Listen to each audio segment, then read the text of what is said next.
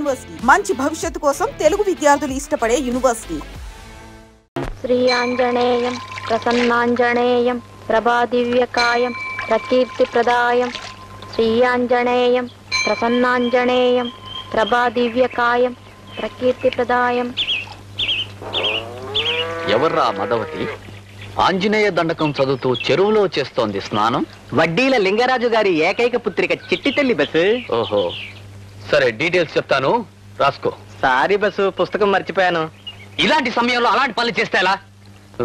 ఏదో చిత్తకాయత మీద రాసుకో. ఆ బైనాక్యులర్ చుట్టూ. శ్రీ ఆంజనేయం ప్రసన్నాంజనేయం గుళిక లేక 590 భయ్. శ్రీ ఆంజనేయం ప్రసన్నాంజనేయం ప్రభాదివ్యకాయం. బైనాక్యులర్స్ లో కూడా డీటెయిల్స్ తెలియడం లేదే. ఐడియా, నువ్వు ఇక్కడే రాసుకుంటూ ఉండు, నేను అక్కడికి వెళ్తాను. ప్రసన్నాంజనేయం. కళ్ళు కనపట్టాలా? క్షమించడమ్మా, నేను గుడ్డివాడిని. అయ్యయ్యో, మీరు గుడ్డివారా? కళ్ళెప్పుడు పోయాయి? నేను పుట్టుకతోనే గుడ్డివాడిని, అందుకే ఆడవాళ్ళెవరో మగవాళ్ళెవరో కూడా నాకు తెలీదు. ఇంతకీ మీరు మగవాళ్ళ ఆడవాళ్ళ అమ్మా? నేను ఆడపిల్లని, చిట్టి తల్లిని, నాకింకా పెళ్లి కాలేదు. అలాగా, మీ బట్టలు తడిసిపోయినట్టున్నాయి, మార్చుకోండమ్మా. పొడి బట్టలు తెచ్చుకోలేదుగా, ఈ తడి బట్టలు పిండుకొని ఆంజనేయ స్వామి గుడి చుట్టూ తిరగాలి. అయితే పిండుకోండమ్మా. అలాగే.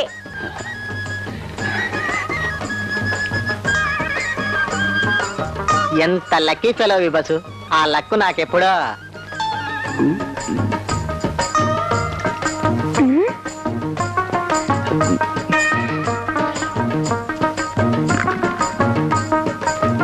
₹2 నోట్ పడిపోయింది, తీసుకోండమ్మా.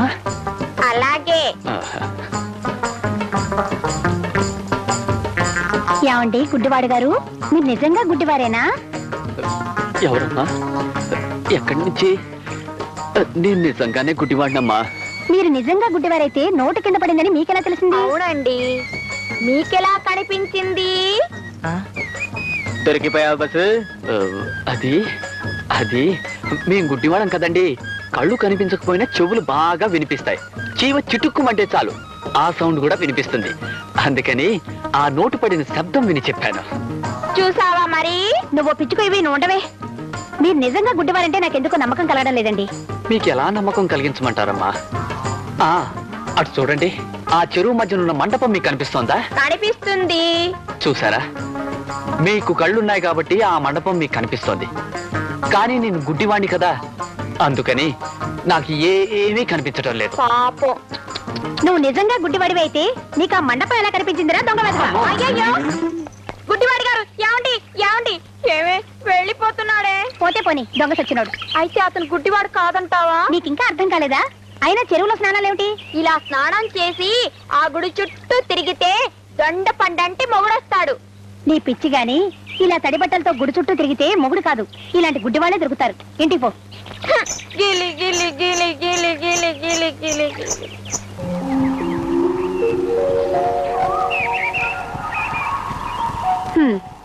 ఇంతకాలం నేను నీకోసం ఎదురు చూస్తుండేదాన్ని, కానీ ఇన్నాళ్ళకి నువ్వు నా కోసం ఎదురు చూస్తున్నావు అన్నమాట. దారి తెలియనప్పుడు, దిక్కు తోచనప్పుడు మనిషికి ఎదురు తినరు తప్ప. అరే, నువ్వు సిగరెట్ కాలుస్తున్నావా? మీరు ఆశ్చర్యపోయే విషయాలు ఇంకా చాలా ఉన్నాయి లతగారు. ఏమిటా పిలుపు? ఇవాళ పిలుపు మారింది, అలవాట్లు మారాయి. కొన్ని రోజుల నుంచి నీ ప్రవర్తనే మారిపోయింది. ఏమిటి మార్పు? మనిషి మారినప్పుడు మార్పు సహజం. అంటే నువ్వు నా గోపివి కాదా?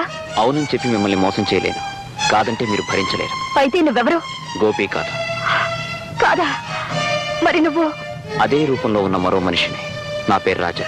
రాజా, నువ్వు నా గోపివి కాకపోతే నా గోపి ఏమయ్యాడు? ఎక్కడున్నాడు చెప్పు. గోపి లేడు, మనకిక రాడు. ఎందుకు రాడు? ఏం చేస్తావు? నా గోపిని ఏం చేస్తావు చెప్పు. క్రమంగా మీకు అన్ని విషయాలు చెప్తాను, తొందరపడకండి. నో, నాకిప్పుడే చెప్పాలి. గోపి ఏమయ్యాడు? గోపిలా నటిస్తూ ఇక్కడికి ఎందుకు వచ్చావు చెప్పు. టెల్ మీ, నా గోపిని ఏం చేస్తావు? మీరు చాలా ఆవేశంలో ఉన్నారు, నేను చెప్పేది నిదానంగా వినండి. లతగారు, నా దగ్గరికి రాకు. నువ్వే నా గోపిని మానించేసి నాటుకోడుతున్నావు. నేను చెప్పేది వినండి. గోపి ఏమయ్యాడో నువ్వు నిజం చెప్పకపోతే ఐ డోంట్ స్పేర్ యూ. నేను చెప్పేది వినండి. నేను విన్ను. ఈ విషయం ఇప్పుడే మా నాన్నగారితో చెప్పి నేను జైల్లో పెట్టిస్తాను. లతగారు, ఇంకేం మాట్లాడద్దు. నా గోపి ఎక్కడున్నా నేను దక్కించుకుంటాను. ఎక్కడున్నా దక్కించుకుంటాను.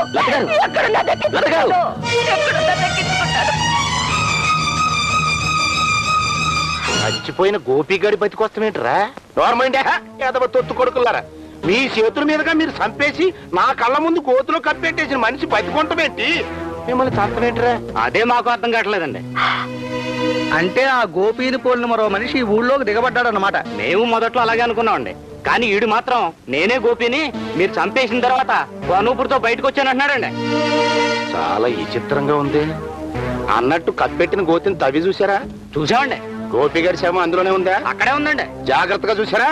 అందరం కలిసే చూసామండి.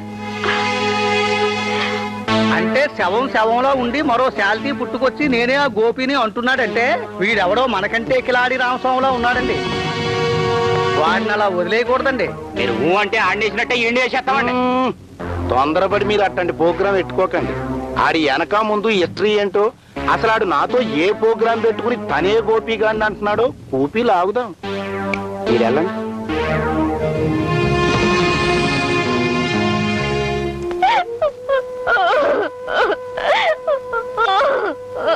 లతమ్మా, సీతమ్మా, ఏడవకమ్మా, ఏడవ. ఏడ్చి మాత్రం ప్రయోజనం ఉంది. నాకంతా తెలుసమ్మా. ఈ ఆస్తి కోసం మీ నాన్నగారు ఎన్ని దారుణాలైనా చేయగలరని మీ అమ్మగారు చనిపోయినప్పుడే నాకు అర్థమైందమ్మా. అంటే మా అమ్మను కూడా మా నాన్నగారు చంపారా? చంపడం అంటే ఏ కత్తితోనో పొడిచి చంపలేదమ్మా. నిజానికి ఈ ఆస్తి అంతా మీ అమ్మగారిదే. మీ నాన్నగారు ఆవిడ్ని ప్రేమించినట్టు నటించి పెళ్లి చేసుకున్నారు. పెళ్ళైన తర్వాత తెలిసింది ఆయనకు చాలా మంది స్త్రీలతో అక్రమ సంబంధాలున్నాయని. అయినా మీ అమ్మగారు వాటి గురించి పట్టించుకునేవారు కాదు. అప్పటికి నీకు 4 ఏళ్ల వయసు. ఒకనాడు నేను సంతకం పెట్టను. మీరు నన్ను చిత్రవద చేసినా సరే, చంపినా సరే, ఈ ఆస్తి మీ పేద రాయను. నేను నీ మొగుణ్ణి సంతకం పెట్టక తప్పదు. అలా రాసిన మరుక్షణం ఈ ఆస్తి అవస్తు ఏ బజారు మనిషికి మీరు దారపోస్తారో నాకు బాగా సంతకం పెట్టవా? పెట్టను. పెట్టవా? పెట్టను. ఎన్ని చిత్రహింసలు పెట్టినా ఆస్తి తనకు దక్కనివ్వటం లేదని తెలిసిన మీ నాన్నగారు సీతాదేవి లాంటి మీ అమ్మగారి మీద ఏ భర్త వేయకూడని అపనింద వేశారు. ఏమిటది? పతివ్రతల పోజెట్టి ఏడిస్తే నువ్వు మంచిదాను అనుకోని సాధిస్తే ఈడితో సంబంధం పెట్టుకున్న పరువు ప్రతిష్టలకి ఎసరెడితే నేను ఊరుకోను. ఆస్తంతా నా పేరు రాసేసి ఈడితో లెగిసిపోయే ప్రోగ్రాం పెట్టుకో. లేదు నాతోనే కాపురం చెయ్యాలనుకుంటే ఆస్తంతా